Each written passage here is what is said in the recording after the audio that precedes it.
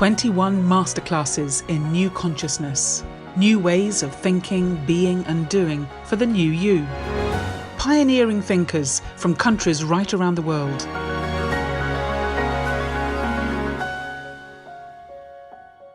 Hello, Om Shanti, and a very warm welcome to today's masterclass, one of 21 masterclasses in new consciousness, new ways of thinking, being and doing in today's rapidly changing world. My name is Philippa, and together we'll be listening to the experiences of yogis and meditators from right around the world, people from all backgrounds and all walks of life, as they share with us their top tips, their navigational tools for surviving in these very challenging times that we're now facing. Well, of course, the coronavirus pandemic worldwide has brought with it a roller coaster of different emotions, right from the initial shock and surprise at what was unfolding, to then the fear of what would happen if I became ill, or perhaps even more a fear of what would happen if a loved one became ill and I was physically unable to be with them to care for them. And then all the different emotions that we've had through the lockdown, through to now perhaps the anxiety around our financial situation as we look at facing a very uncertain economic future. So that is the theme of today's masterclass. It is really how to process and manage our emotions. Well, all of our speakers are students and teachers of the Brahma Kumaris World Spiritual University, a place for understanding the self, for looking at questions around the soul. And the subject taught is Raja Yoga meditation, and there are teaching centres and meditation centres in over 110 countries right around the world, and an active presence in even more countries than that. It's an organisation that was founded in India in 1936 with a series of visions and teachings that came through the original founder, Brahma Baba. And they're very much teachings that are geared towards this particular period of time that we're going through now, what some would see as a period of transition. Now, Brahma Baba decided quite early on that it should be women that were kept in the front, making the Brahma Kumaris now the largest spiritual organisation of its kind to be led by women. And their activities range from a permanent office at the United Nations in New York right through to working with the very poorest tribal communities in the desert plains of Rajasthan in India and everything in between. Well, let me introduce you to our guide for today's journey. Dr. Sarah Eagger is a consultant psychiatrist. She spent her career working for the NHS in London, seeing patients, as well as being a senior clinical lecturer at Imperial College in London. Now, with her own private practice, she's also a certified mindful self-compassion teacher and chair of the Janki Foundation, which promotes spirituality in healthcare. She also sits on the executive committee of the Spirituality Special Interest Group at the Royal College of Psychiatrists, having previously been the chair. And on top of all that, she was also one of the first Westerners to come into contact with the Brahma Kumaris in her native Australia in the late 1970s. So she's had a lifetime of exploring this relationship between meditation and spirituality and mental health. So Sarah, welcome so much to Masterclasses. It's great to have you here today, joining us from your home in London. Now, you've obviously had a whole career in clinical practice, and you've seen very much firsthand the stresses and strains that healthcare workers are often under.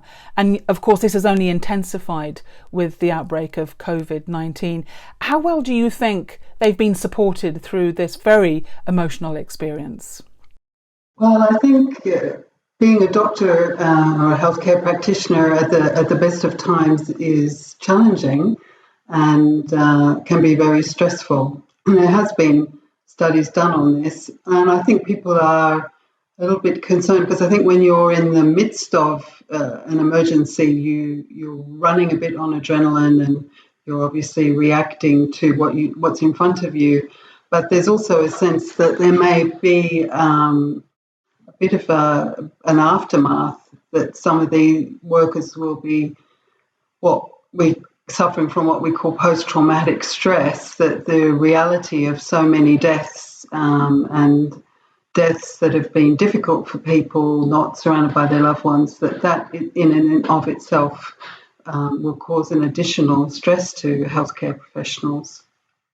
In fact, at the Janke Foundation, we were aware of the kind of stresses that healthcare professionals were under, and even before this happened, developed an app which we call Happy Dote, where we thought for ourselves, what are the most challenging situations that we've faced as healthcare practitioners? And they were things like having to give bad news, losing hope, being surrounded by chaos, feeling that your colleagues need support, feeling stressed and overwhelmed. So we already recognised that these situations were ones in which some kind of spiritual wisdom, some kind of perspective, some kind of preparation of oneself for having to face these situations would be a good idea. And that's why we developed this app to just give people little short meditations to help them stabilise themselves, to really be able to go into a situation where they're feeling prepared for what they're going to have to face. So that's a very practical tool for anyone who finds themselves working in a frontline situation, the Happy Dote app, which you can download. And I know that in the UK at least there's been a huge outpouring of support for NHS workers who are working on the front line, and indeed all frontline workers. And we now have a weekly ritual where at 8 p.m. the whole country comes to a standstill and people gather outside their front doors and clap for the NHS to show their support. And in some regards, seeing someone else go through an emotionally challenging time can almost be as hard as the observer of someone else's stress as it is going through the experience ourselves. How do we cope with seeing other people go through very challenging, difficult emotions?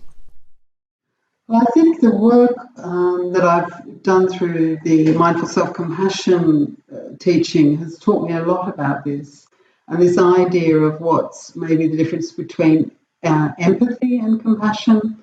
And so when we see other people suffering, we do resonate with their pain. We do feel what they're going through. And you need to do that to know how to help people. And in a sense, being sensitive to other people's pain and suffering, empathizing with it, understanding what's causing it, and then responding is how we develop compassion.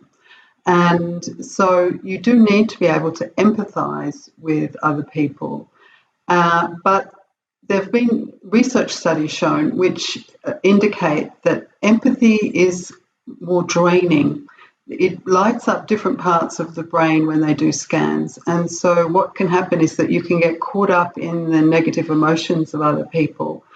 So empathy is important, but if you get too caught up in feeling what other people are feeling, you're not really then in a position to help them or help them come out of their suffering, which is really the essence of compassion.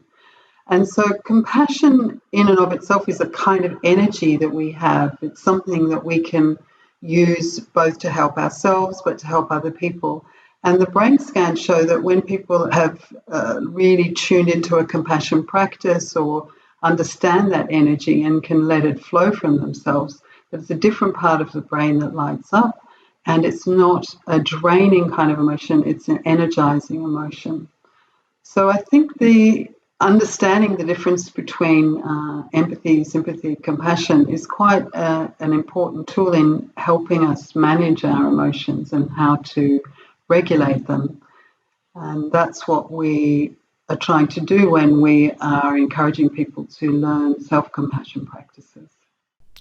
We'll come on and talk about self-compassion in just a moment, but I just want to stay with this compassion for other people for just a second, because very often when we're with people who are going through emotional difficulties or emotional trauma, our instinct is to try and go straight to a solution, to try and fix them, to try and make them better, to try and cheer them up. But in many situations, what's actually needed more is just to be with someone, which I guess is what the word compassion is getting at, is having feelings with someone else. And yet we've got to be comfortable with our own pain and discomfort in order to be comfortable with someone else's pain. Can you say something a bit more about this relationship between someone else's pain and yet not having to try and fix them? Absolutely. I mean, there's a lot being written about being a rescuer, and a lot of people in the helping professions often use that act of helping others to really act out their own needs. And so it's very important to see when I'm helping others, am I really taking care of myself as well? And often when you're not getting enough sleep or enough food, it's seen as being very noble. But in fact, if you're getting run down and you're getting unwell and you're getting distressed, you're not really able to help others as well. And so I think you're absolutely right. This idea of compassion is to suffer with, but it's also to bring people out of their suffering. And to do that, you need strength. And to do that, you need to have really looked after your own well-being. And that is the absolute core of what it means to be a compassionate practitioner, is to learn how to use that same energy for your own care and well-being.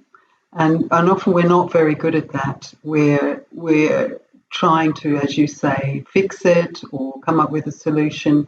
And yet when people often, if people are dying, and that's the reality of it, and there's not much more you can do, being a loving, connected presence is really what's required.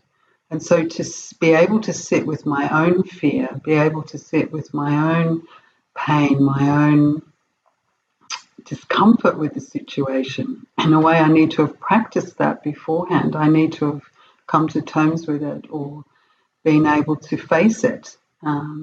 Because obviously we're all going to die at some point, and yet we don't talk about death very much. And yet this whole COVID thing, I think, has really brought death to the forefront in our society.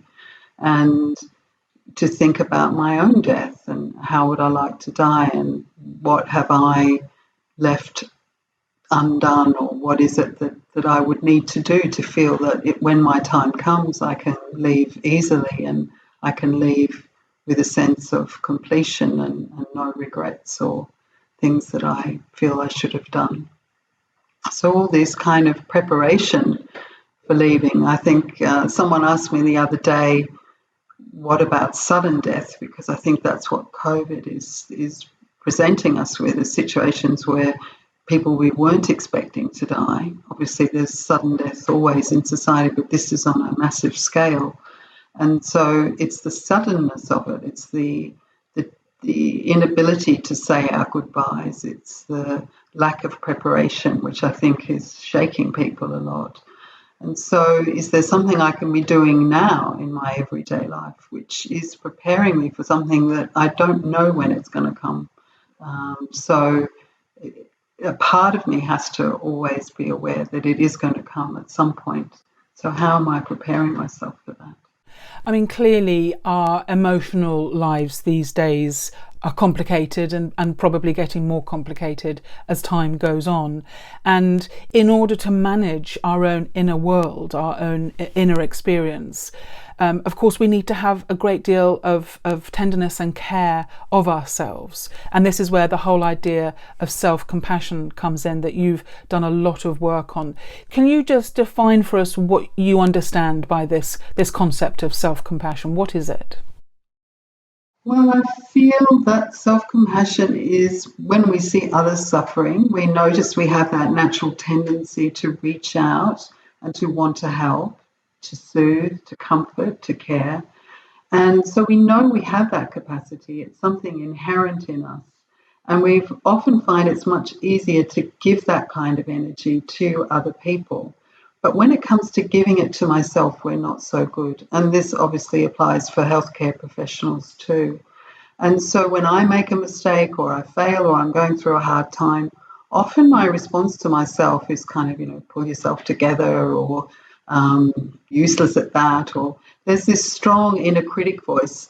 And in fact, they've done research in medical and healthcare professionals and find that often they do have a very strong inner critic. And this is what makes them more vulnerable to depression or mental health issues in their working life. And so this attitude of love and compassion, how do we then turn that and use it for ourselves? Like, become your own best friend virtually, is what we're saying. Use that kindness, that empathy, that concern that we can have for other people to be able to use that energy and give that to myself. And that's what the self-compassion practices are teaching us, making us aware of that inner voice. How am I talking to myself? And I think, when we stop and pause or when we meditate, we begin to really see how that voice can sometimes not be very kind and not be very friendly.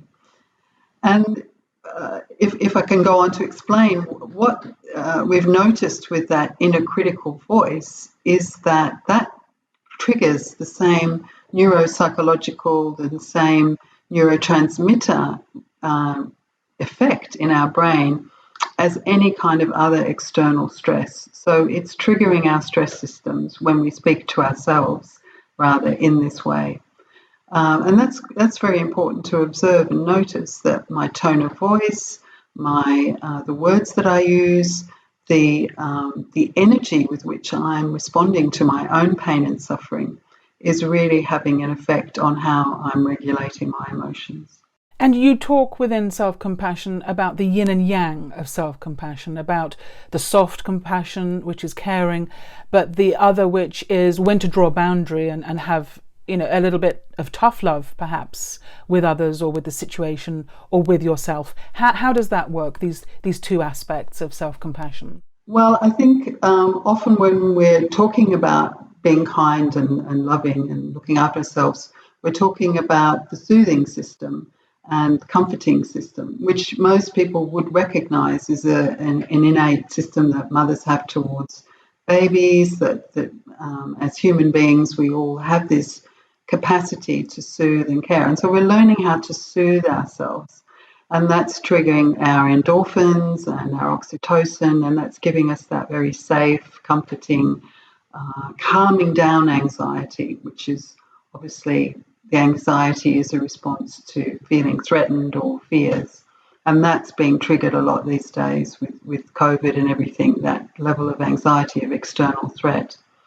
But another aspect of looking after yourself, we could say that's the kind of yin, the soft, fluffy sort of energy.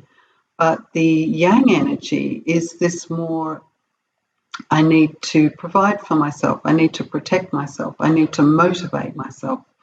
And so it's a powerful energy. It's not anger. And I think sometimes people feel in order to assert themselves and say no, that you have to kind of use this energy of anger. But no, you can still be like that, but very clear, very assertive, if you like, constructive in saying this behavior is not acceptable, or this is not constructive behavior for myself. So you're using that same energy, which really comes out of love, I would say. When we trace it back, we're looking at what is the essence of myself and where is that energy coming from. So that energy of kindness, of caring and soothing for myself is one aspect, but the energy of protecting myself and really having clear sense of who I am and what is constructive and beneficial for me and what is not constructive, what's destructive for me, both in my own habits towards myself, but also in the way other people treat me. That's also an aspect of compassion. Often people experience such intense emotion that they feel it physically. So if their heart is broken, they have a pain in their chest. If they have a lot of anxiety, they'll feel a knot in their stomach. There is this huge relationship between our mental, emotional well-being and our physical well-being. And I heard a saying once, which I quite liked, which is that the body is constantly eavesdropping on the mind. In other words, listening in to what we're thinking. And what I find fascinating is that the thoughts that we're having, the emotional responses that we're having, are setting up an actual physiological response, releasing chemicals. And you've talked about endorphins, but can you give us an idea of the spectrum of different emotional responses and how that is triggering chemical releases in our body? Yes, I think it's very interesting when you look at this two-way traffic. It's between the mind and the body. It's always going on. And often the thoughts and feelings that arise in our mind are going through very quickly, and so they're often quite hard to capture. And yet, as you say, the body is listening and the body is feeling it. And so over time, if we develop that habit, or we are having that anxious thought for a long time, then it starts to have that impact on the body. So the anxiety system, the flight, fight, freeze, which most people have heard about, that's triggering adrenaline, it's triggering the kind of cortisols and things like that, which eventually will make me have a stomach ulcer or make my blood pressure stay high. And so the body really is trying to adapt to these emotions, but it's over a chronic period, over time, it is going to manifest as illness. And so there is a spectrum, and I think this is what's interesting in mental health treatments, is that we notice it can start with worry, but it starts at a thought level. And so the thought level will just be something where I think, there's something bad is going to happen. It's a feeling, and we might call that catastrophizing, or we overgeneralize, or we assume something. And a very common and well tried and tested method is called cognitive behavioral therapy. And all that's doing is saying, look at your thoughts and check them out and see, are they really true? Is it really true that this is the case in every situation? And often we'll find that we're making these kind of generalizations, or we've got into the habit of thinking a certain way, which is then triggering these stress hormones in my body, and then my body is really suffering from the result of all that, and it manifests as disease. But I think even before, so cognitive behavioral therapy is looking at it at a thought level and just really challenging your thoughts. But I think the practice of meditation is doing even more than that, because it's asking us to be aware of what we're thinking, but then actually transforming our thoughts or putting in a different kind of thought to that thought. So it's taking that basic premise, if you like, of thoughts and feelings that are creating a neurotransmitter response in our brain, which is then affecting our body onto a deeper level. And I'm curious, from your own experience, to what extent you think people can retrain their minds and their thinking process. Because for many, if a situation happens, they're going to have that emotional response. And they might think, well, it's unrealistic to not, it's human nature.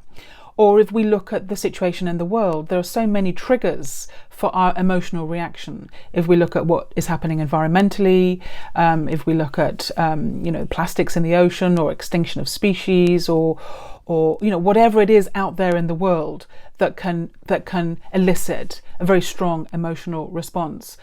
Some people would say, well, you can't not react to that. It's going to have an effect, and yet your response will be impacting on you, and yet you do still want to be caring.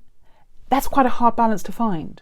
Yeah, no, it is. And I think that's why I felt the self-compassion practices have been really helpful, because they're not denying your experience. They're not saying that what's going on for you is bad or wrong. You're accepting and acknowledging your reaction. So it's not about suppressing your feelings or resisting them. But then, as you say, stepping back maybe a little and thinking, okay, this may be true and this is going on and I accept it, but what effect ultimately is this reaction going to have on my well-being and also my usefulness, my ability to respond? And so you do need wisdom as well. And so it's not saying that the reaction is wrong. It's then being able to respond to yourself with kindness and love and say, oh, you were hurt by that comment, or that was very stressful, or that's very sad that you lost that person. So you're really acknowledging and being with your own feelings. And that's a really important first step, because if you don't do that, if you don't acknowledge where you are at now and what your reaction is, it's going to be very difficult to have an authentic, caring response to it, or to do anything more constructive with that feeling. So it is a process where you start by, this is where I'm at now. let me bring kindness to that experience, and then let's see what the next step is.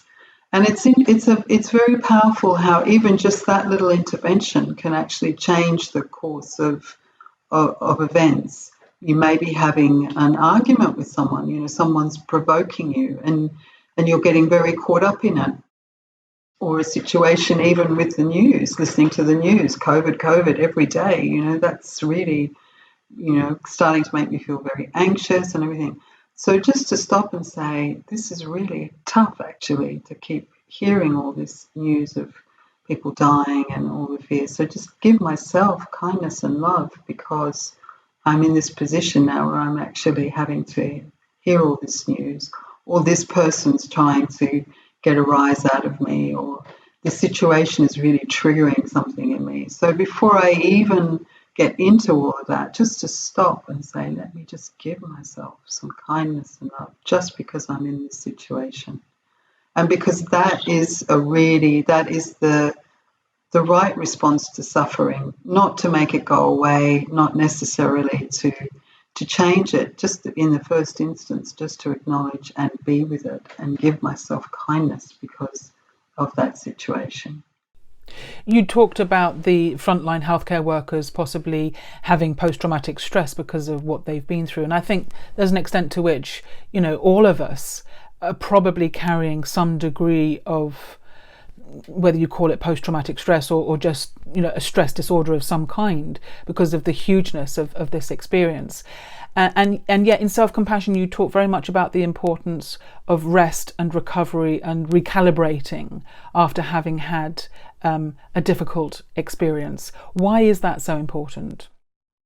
Well, I think they're noticing this in a lot of stress work anyway, before even COVID came along. But it does come from the idea in sport that when you're really pushing yourself very hard, that if you stop and recover, even for a short interval, that you're able to go much longer, that it builds resilience.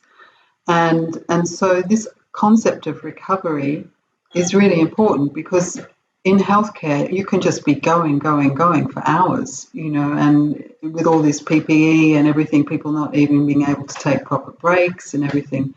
But you can take a break in your mind. You can stop for 1 minute, 2 minutes, 3 minutes, and really just give yourself kindness and love, and just calm that whole nervous system down, because you'll be operating on high adrenaline. And so you have that capacity, you have that power to be able to really just say, let me take a few minutes of quiet here, of peace, of silence. As you say, that can be challenging for people, which is why these little commentaries, these meditations can help. They can help you get into that frame of mind. They can help you come down and recover quite quickly. But it is also the case of just practicing. If you're used to, through some kind of practice of meditation or breathing or anything that really calms your nervous system down, that's a good practice to have, and to do it quite regularly throughout the day. I mean, you've had a career of being a healthcare provider at the same time as developing your own practice in meditation. What insight can you give us into how actually your experience of meditation in a moment by moment, day by day situation feeds into and really nurtures you? How can we use meditation practically in that way?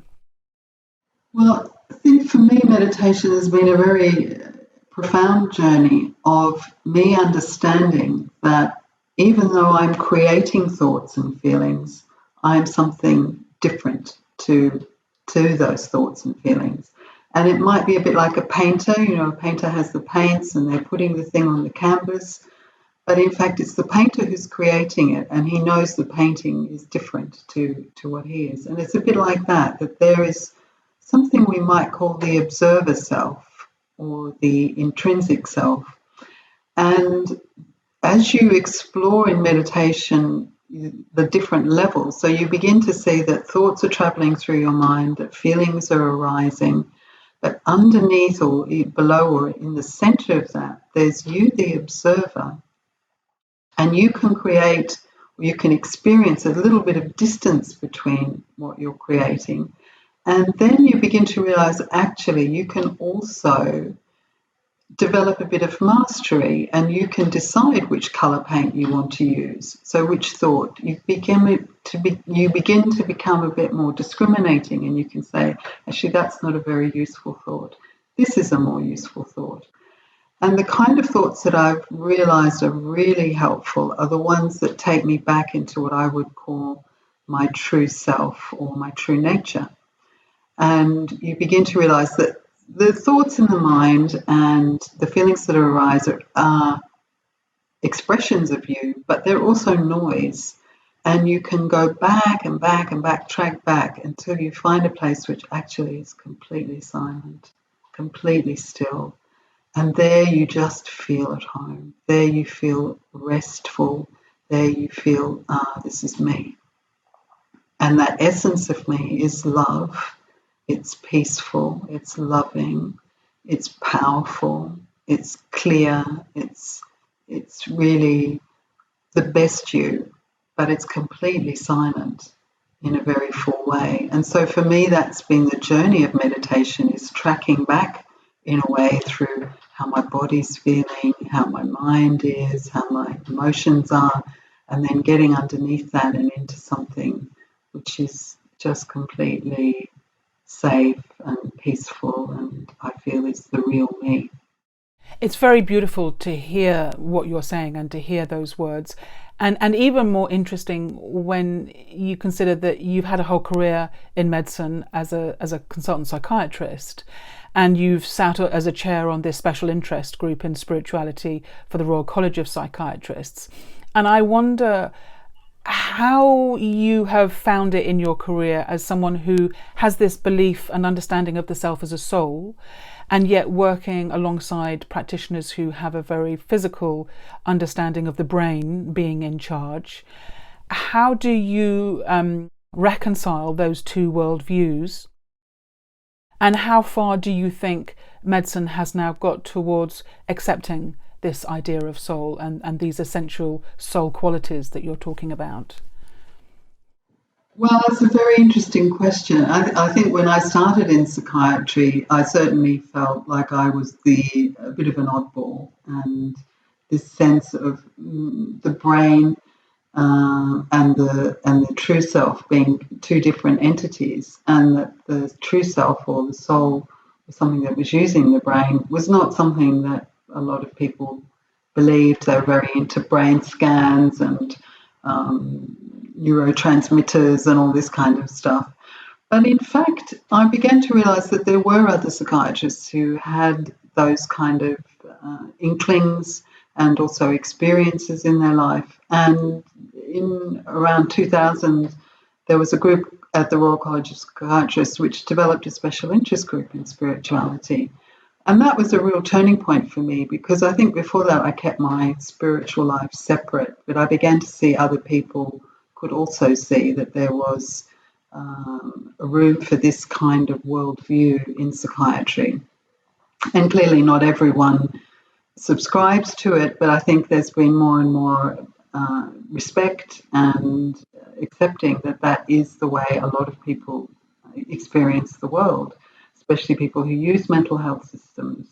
They often have deep spiritual experiences or deep spiritual beliefs, and they would like their psychiatrists to be able to acknowledge that and not use that as sort of saying that that's more evidence of your craziness. And in fact, it was really interesting. I was just reading an article where they were talking about how even within faith communities, the ability to accept people who have mental health problems is sometimes challenging. And it's this whole issue of how do we accept people who experience the world and things differently to us.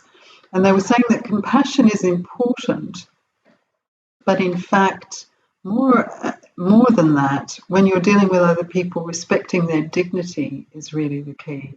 Because compassion can sometimes come across as feeling sorry for someone or giving them pity, and you have to watch that line. But if you always imagine and think of the dignity of each human being and the dignity and respect you need to have for their belief systems and their experiences, that puts you on an equal footing. That puts you in a position where you're able to stay generous and open-hearted and accept the other's reality. So I feel in my journey of being both a psychiatrist and on a spiritual journey, that as time has gone on, that acceptance has grown. I think there will always be people who feel that it's a step too far and it's not within their realm, but I think there's respect now for people who do think about being soul conscious, about consciousness being some other dimension, and even God, if you like, even a higher being or a divine being. That idea has entered the dialogues, and in fact it was really interesting, even within that group, that special interest group, we were in the executive, and we have lots of different programs and we try and always explore the spiritual aspect, but someone said, why don't we ever talk about God? We're all here because we believe in God in our own way, Christians, Buddhists, Muslims, everyone, we're all in this group together. And yet we said, we don't really ever talk about God. And I said, that's a really good question. It's almost, again, it's like our belief system is our most private thing. And our relationship with God is our most private thing. And yet we knew in that room that was the thing that linked us all. And yet we were still a little bit cautious about discussing it. Very interesting, and in a way we've had the whole interfaith dialogue, which has brought different faith communities to a greater place of understanding where each other is coming from. And now maybe, science and the medical profession and spirituality are taking an attitude of, well, look, what can we learn from each other? How can we get the best of each to have a greater understanding? So for you to have a special interest group that is even looking to extend that understanding into there being a presence, a divine presence of some kind, that can be part of our picture when you're looking at each human individual and their experience in this world, that's a massive shift. It's a real game changer. What has the journey that you've been on with your meditation practice taught you about opening up to that divine presence of love, and how much of a difference has that made to you? When I first started, it was a theoretical idea. I thought, okay, there's a sense in meditation that you're a soul, you're a non-physical being, and you can connect to something greater than yourself. So I really took it as sort of a scientific experiment, really. And I thought, okay, I don't really believe this, but I'll try it anyway. And so it was empirical evidence. So for myself, I started with the idea, but then I began to practice as if there was a divine being out there, as if there was an ocean of compassion or love or an energy that cared about me. And I would say gradually, I began to have a sense that I really was connecting with something. And then from time to time, extremely powerful experiences of connecting with this other being.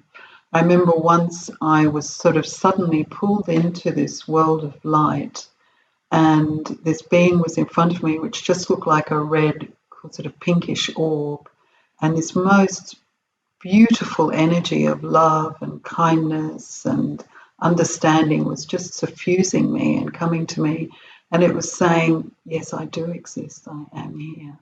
And I remember thinking, oh my goodness, you're real. And I knew it wasn't my imagination, and it wasn't an hallucination. It was just an experience that happened in meditation. And so gradually over the years, I began to trust that, and I begun to trust that connection with that being, and noticed when it turns up, when it turns up. You can feel it. It's like a friend. It's like an energy that's in your world. You can call on it. When you know yourself better, and this is a lovely question from the self-compassion practices, what do I need? What do I need?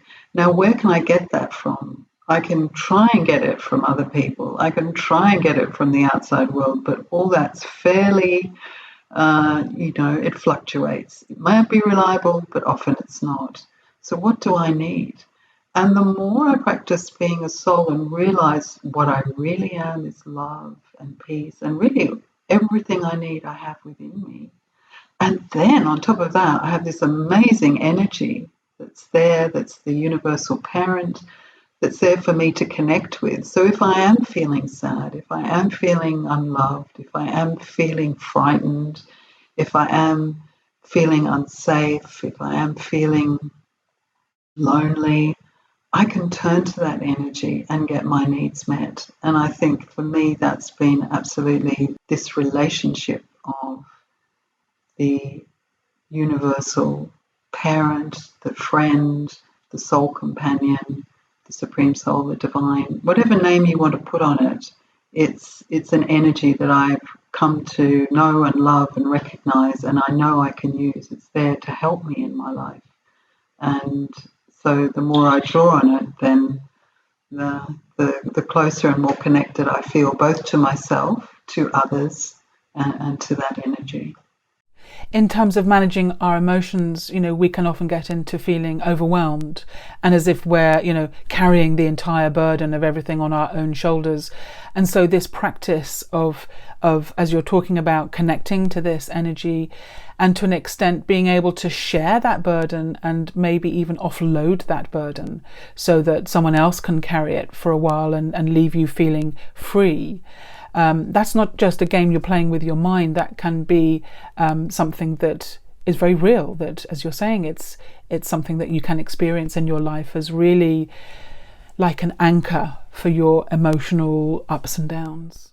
Absolutely. I'm sure you've felt that too, Philippa. It's been something in your life that you've realised is a constant and that you can rely on. But it grows. It's like any relationship. The more you test it in a way, the more you try it out, the more you begin to see what comes back, and you learn to trust it, and it becomes like your parachute. It becomes your safety net.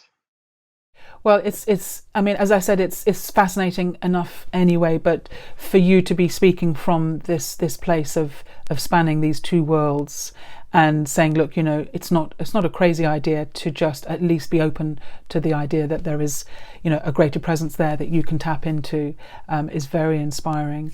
And it would be lovely if before we close, you could just lead us in a guided meditation and maybe share with us some of your thoughts that you use when you're bringing your emotional complexities to a place of calm and equilibrium so that we can experience for ourselves what you're talking about. That would be great. Okay. What I like to do when I'm meditating is just to bring myself into the present moment. So I'd invite you all just to relax wherever you're sitting or standing. You can have your eyes half open or closed, whatever works best for you. Just notice what are the sounds in your environment that you're hearing.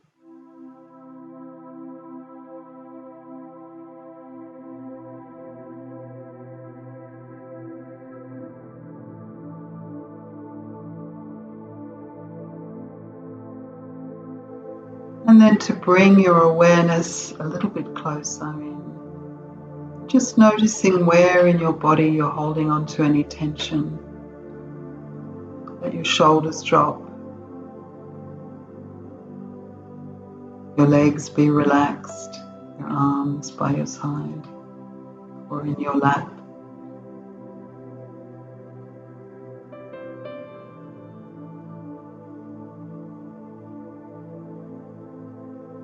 Just scanning your body and noticing, where am I holding on to stress in my body, and let it go.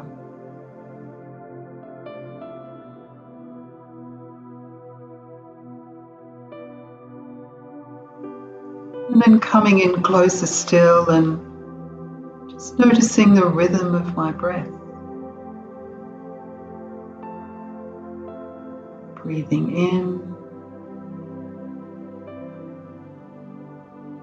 and breathing out.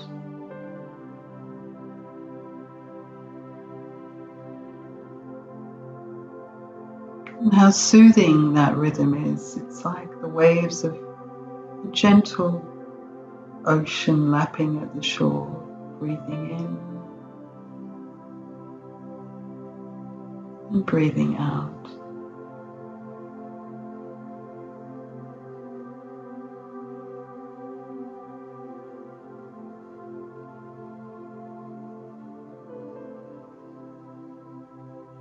And then coming in closer still, noticing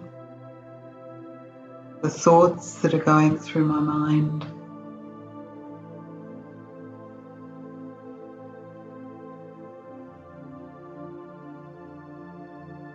But I'm standing back a little, like I'm in front of a stream and the thoughts are just passing in front of me. I'm observing them.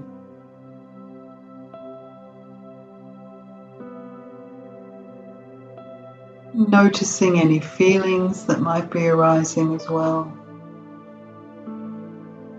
Am I feeling uncomfortable, or tense, or relaxed? Just noticing and acknowledging wherever I'm at right now and accepting it.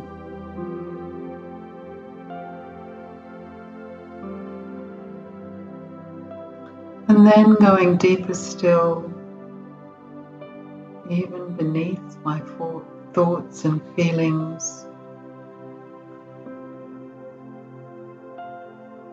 into a stillness, into a peace, into a sense of safety.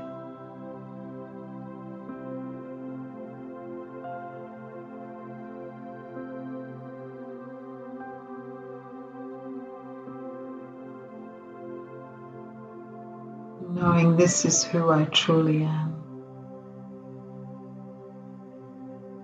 I am the energy of love, of peace, of stillness.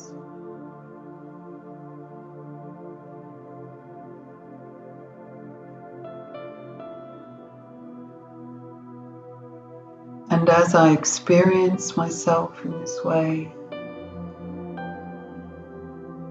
let me be open to connecting with an ocean of love.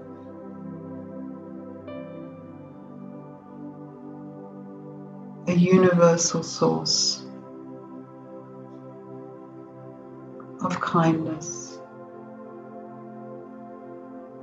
of compassion,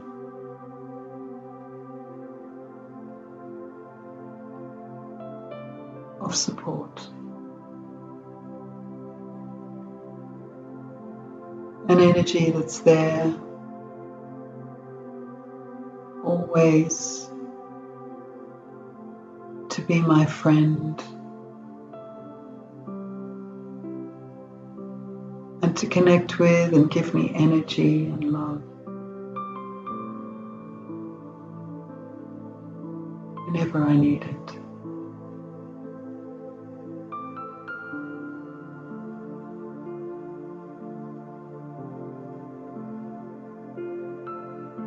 And I can breathe in this love, soak it up.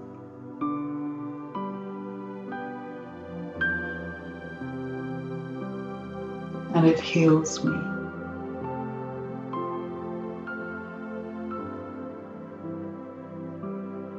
And makes me whole again.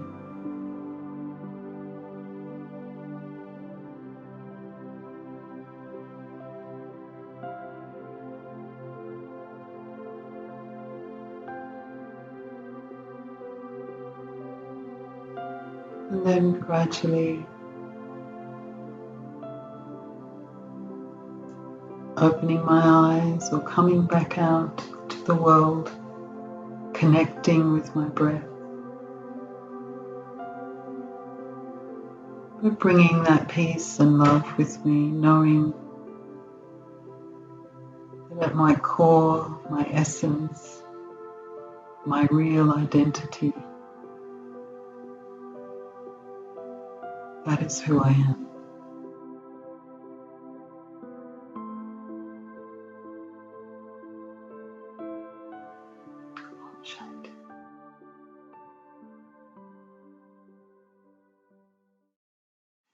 So, Philippa, I hope that's been of help to you. We've covered a lot of territory, and I'm sure we could have more conversations on this topic. It's very deep and wide.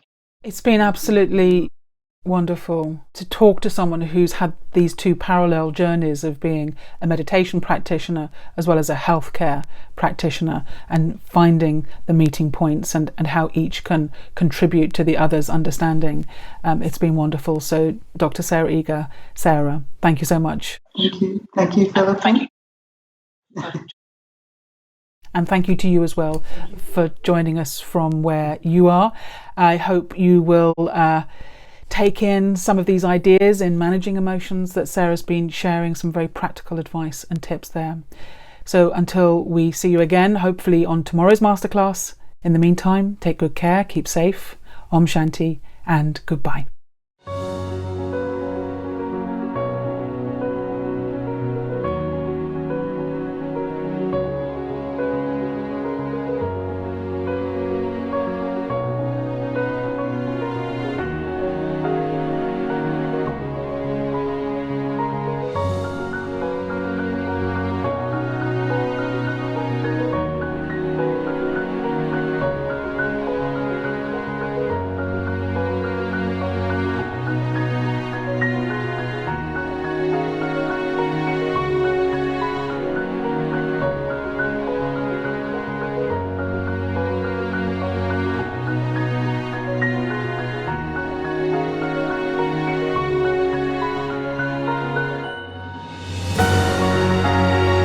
"21 Masterclasses in New Consciousness, New Ways of Thinking, Being and Doing for the New You."